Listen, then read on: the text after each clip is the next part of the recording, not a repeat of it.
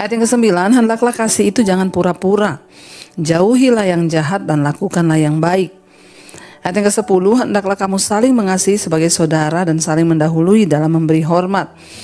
Ayat yang ke-11, janganlah hendaknya kerajinanmu kendor, biarlah rohmu menyala-nyala dan layanilah Tuhan. Ayat 12, bersukacitalah dalam pengharapan, sabarlah dalam kesesakan, dan bertekunlah di dalam doa. Saudara, firman ini berkata, hendaklah kasih itu jangan pura-pura, jauhilah yang jahat dan lakukanlah yang baik. Kita ini bersyukur saudara, dari firman Tuhanlah kita mendengar nasihat-nasihat. Manusia itu memerlukan nasihat dalam hidupnya untuk dia boleh semakin bertumbuh, boleh semakin hari semakin baik. Saya juga menganjurkan supaya saudara membagikan mesbah syukur, mesbah doa kepada saudara-saudaramu, temanmu, supaya mereka yang kehilangan arah. Saya banyak mendengar kesaksian orang-orang, Bu, tadinya saya dapat kiriman mesbah doa, mesbah syukur itu dari saudara saya cuekin terus, Ibu, tapi satu kali ketika saya klik, wow, saya akhirnya ikut sampai hari ini. Dia bilang hidup saya berubah.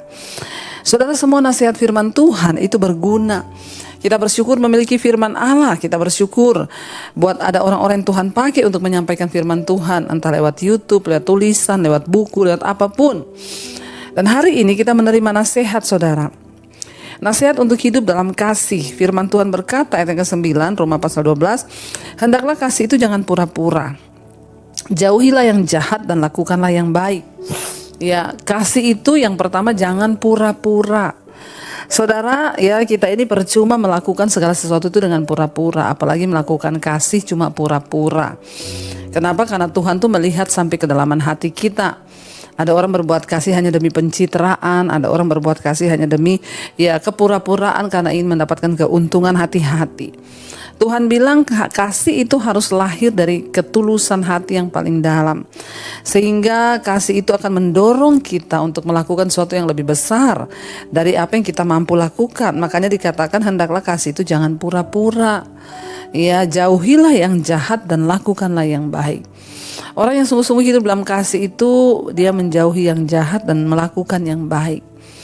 Saya berdoa supaya setiap kita, saudara, menjadi orang-orang yang tidak berpura-pura di hadapan Tuhan, tapi apa adanya. Kepura-puraan itu dosa di hadapan Tuhan, saudara, karena itu namanya kemunafikan. Kita berdoa supaya apapun yang kita lakukan di hidup ini bukan kepura-puraan, tetapi itulah yang apa adanya, saudara, nggak usah bangun pencitraan, nggak usah jaim, tapi kita mau beri sama Tuhan yang asli, apalagi dalam hal mengasihi. Hendaklah kasih itu jangan pura-pura, jauhilah yang jahat dan lakukanlah yang baik. Menjauhi yang jahat, melakukan yang baik. Itu yang selalu firman Tuhan ajarkan kepada kita, Kita sendiri tahu apa itu yang jahat. Mari kurang-kurangilah berbuat jahat hari-hari ini dan tambah-tambahkanlah perbuatan baik, saudara. Kenapa? Karena kita juga nggak pernah tahu sampai kapan kita hidup. Sampai kapan dunia ini ada, terutama di hari-hari yang terakhir ini. Kurang-kurangilah kejahatan, kurang-kurangilah musuh. Kalau bisa kita belajar mempraktekkan kasih, jangan pura-pura, jangan bohong. Ayat yang ke-10 dikatakan, hendaklah kamu saling mengasihi sebagai saudara dan saling mendahului dalam memberi hormat. Kita ini harus saling mengasihi. Kenapa? Karena kita ini semua bersaudara di dalam Kristus. Dan dikatakan hendaklah kamu saling mengasihi dan saling mendahului dalam memberi hormat. Orang yang rendah hati itu orang yang selalu mendahului dalam memberi hormat. Sekalipun, saudara, mungkin orang depan kita itu kita lihat tidak berarti, tapi berikanlah hormat terlebih dahulu, saudara, Jika kita mau dihormati, maka kita juga harus belajar menghormati orang lain. Dikatakan hendaklah kamu saling mengasihi dan saling mendahului dalam memberi hormat. Gak usah ditunggu. Saya akan hormat sama dia kalau dia hormat sama saya. Ini namanya bukan kasih. Orang tua jangan bilang saya mau ini asal anak saya itu yang duluan. Saya mau begitu asal dia buat begini. Saya mau mengasihi kalau dia juga mengasihi. Saya mau berbuat baik kalau dia berbuat baik. Kita belajar. Saling mendahului dalam memberi hormat, saling mendahului dalam berbuat kebaikan, saling mendahului dalam melakukan apa yang Tuhan mau untuk kita lakukan, saudara. Dikatakan ayat yang ke-11, janganlah hendaknya kerajinanmu kendor, biarlah rohmu menyala-nyala dan layanilah Tuhan. Hari-hari ini jangan biarkan saudara kerajinan kita kendor. Artinya apa? Kerajinan itu mulai luntur, kendor. Dulu rajin mencari Tuhan, rajin beribadah, rajin berdoa, rajin bekerja, rajin belajar, rajin menjadi teladan, rajin mengampuni.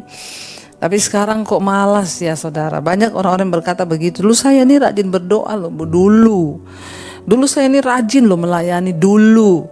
Ya dulu saya ini rajin begini ya, sebelum saya kepahitan sama orang itu, sebelum saya kecewa sama dia.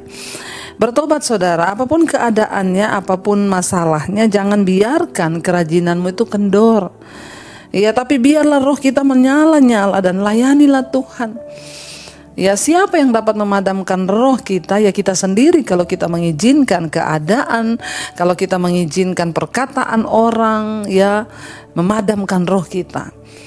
Kitalah yang menentukan ya saudara, biarlah roh kita menyala-nyala. Jangan izinkan satu keadaan memadamkan roh kita, jangan izinkan ya satu perkataan orang memadamkan roh kita, tapi kitalah yang menentukan, terutama di hari-hari terakhir ini.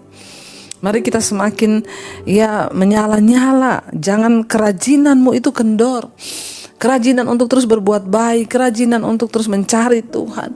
Ya, kerajinan untuk terus mencari perkenanan Tuhan. Jangan biarkan itu kendor. Kalau saudara hari-hari ini berkata, Tuhan, aku itu Tuhan, aku tuh sudah lama ya tidak mencari Engkau. Aku ini loh Tuhan, aku tuh sudah lama tidak lagi merasakan hadirat-Mu. Ya kalau saudara itu dan berkata dulu aku ini pelayanan tapi sekarang aku sudah tidak peduli lagi. Ayo kembali saudara. Pelayanan bukan hanya harus di gereja. Kalaupun saudara terpanggil pelayanan di gereja silakan lakukan itu. Tapi juga ada banyak hal yang bisa kita lakukan di luar, yaitu yang juga namanya pelayanan. Lakukan yang terbaik, layanilah Tuhan. Selama kita ini masih diberi waktu untuk melayani Tuhan saudara. Jangan biarkan kerajinanmu itu kendor, tapi biarlah rohmu menyala-nyala. Ya roh di sini, kata roh sini adalah roh huruf kecil, roh manusia kita, biar menyala-nyala. Dan layanilah Tuhan. Sehingga kita bisa berkata apapun masalahku, apapun keadaanku, aku mau tetap setia kepada Tuhan. Ayat yang ke-12 berkata, bersukacitalah dalam pengharapan, sabarlah dalam kesesakan, dan bertekunlah dalam doa. Ya, bersukacitalah dalam pengharapan. Kita semua pasti punya pengharapan yang kita nantikan. Kita semua pasti punya pengharapan yang kita impikan. Ya, bagaimana cara kita menanti-nantikan pengharapan itu diwujudkan di dalam akhir zaman ini? Sambil bersukacitalah, kata firman Tuhan. Bersukacitalah dalam pengharapan kita hari-hari ini. Jangan biarkan kita kehilangan sukacita saudara. Sabarlah dalam kesesakan dan bertekunlah dalam doa. Sekalipun kita lagi ada masalah, kita disuruh sabar oleh firman Tuhan. Ya, dan terus bertekun di dalam doa, cari Tuhan. Bertekun di dalam doa, harapkan Tuhan. Bertekun di dalam doa, harapkan perkenanan Tuhan.